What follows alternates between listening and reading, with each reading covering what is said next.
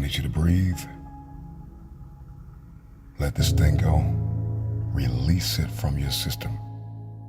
And remember, in this very moment, that all you have is all you need. But let's be honest, a lot of what we do is for the attention of everybody. I'm thinking to myself, when are we gonna do this thing? Because we're just called to do it. I don't need to impress you. Are we understanding this? Many of you listening to me are suffering from anxiety and stress and overwhelm. You're checked out. You're about to burn out and tap out and drop out. Some of us are not willing to acknowledge that we are depressed. And when I unpack depression, deep rest, that we are resting in a state of paralysis where we can't move, we're stuck, we're stagnant, and we're stationary. It's all because you are infected with the disease of people pleasing.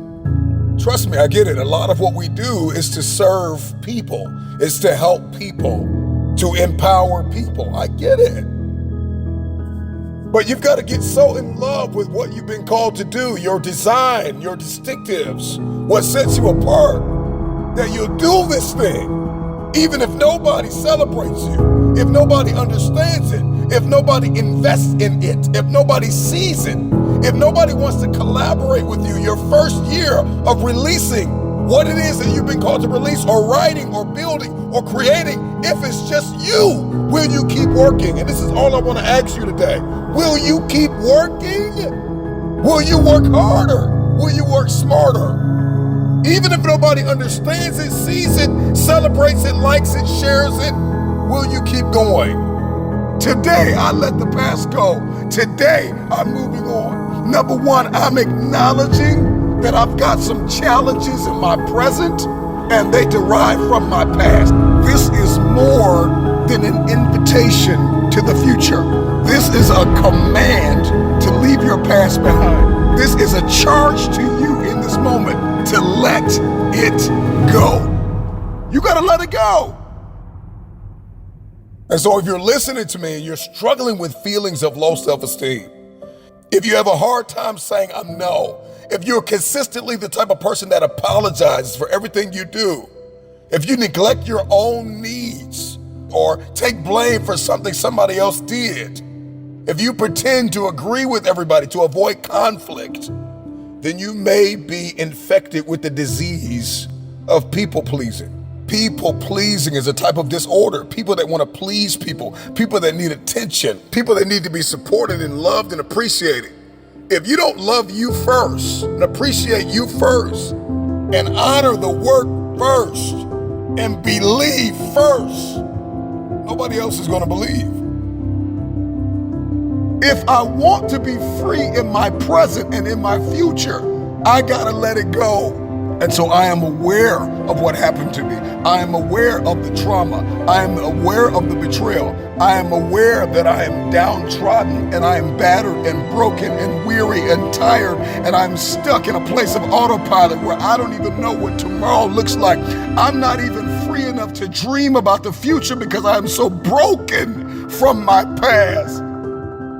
And so one of the next things you're going to have to do is that once you're aware of this state, that you are stuck and stationary and that you live a stagnant type of lifestyle, I'm understanding the trauma effects on my brain and how it changed my behavior. It changed my perspective. I understand what happened to me and I cannot change it, but I can change how I feel about it. I can choose to forgive. I can choose to let go. I can choose to believe. I can choose to dream. I think that it would be so beautiful, so elegant, so sophisticated, so terribly significant if we will start to create, to build, to collab, to be a life-giving force to help somebody. If I just spread my seeds and if I just water where I need to water, that harvest is gonna come. So just work harder and get out of this people-pleasing mentality.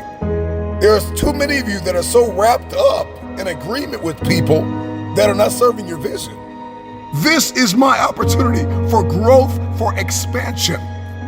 The more I release, the more I can become. And the more I become, the more I can attract. What is it that has not been attracted to you? Here's my truth. You can listen to me or not listen to me. I'm going to release what's inside of me. I'm going to release my brilliance. I'm going to build it. I'm going to create it. I'm going to release it. I'm going to give it to the world. And so whoever's going to listen to me is going to listen to me. Whoever's going to support it will support it. Whoever's going to invest will invest. Whoever's going to hire me will hire me. But I'm not doing this thing just for the attention. Stop doing this for the collaboration. Stop doing this for the attention. Stop doing everything with a motive that's not life-giving and life-transforming. If you just want to be seen, whatever you can't let go of, whatever you can't get over, you have made it an idol.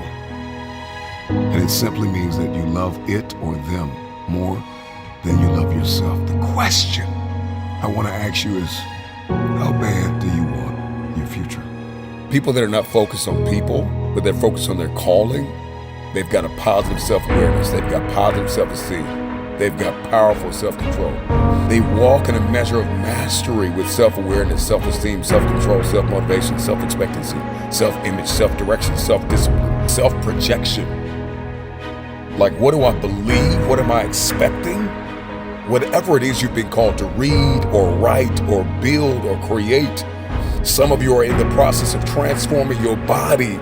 Some of you are in the process of elevating your mindset, establishing new relationships. Do this because you're called to do it, not because you need attention. Just do the work. Push harder, reach farther, run faster. If an item can be repurposed, then so can a person. Be the anomaly. Be the one who can step into a room and shift the atmosphere with a confidence and a resilience and a grit because you put the work in. When nobody was paying attention, you paid the price. Let me tell you something. Amputation without forgiveness is like a virus.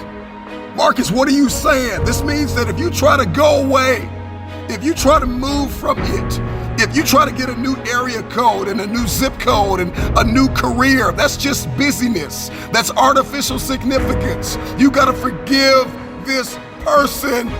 Because going away and changing your zip code and changing your area code and trying to get a new career and marrying somebody else is not going to take the pain away because you are running from you. You gotta look in the mirror and you gotta decide, I forgive myself for the mistakes I made. I forgive the people for what they did. Everybody wants new, but don't want to become new. It's time to become new. It's your time. It's your turn to live a life of abundance in the fullness of joy and peace and fire and passion and resilience. This is your time. Make this your moment to no longer be a prisoner of the past. The past is not your prison. The past is your platform to build what it is that you were placed in this world to build. Release your brilliance. Release the idea. Step out. Launch it. Build it, create it, imagine it. The time is now.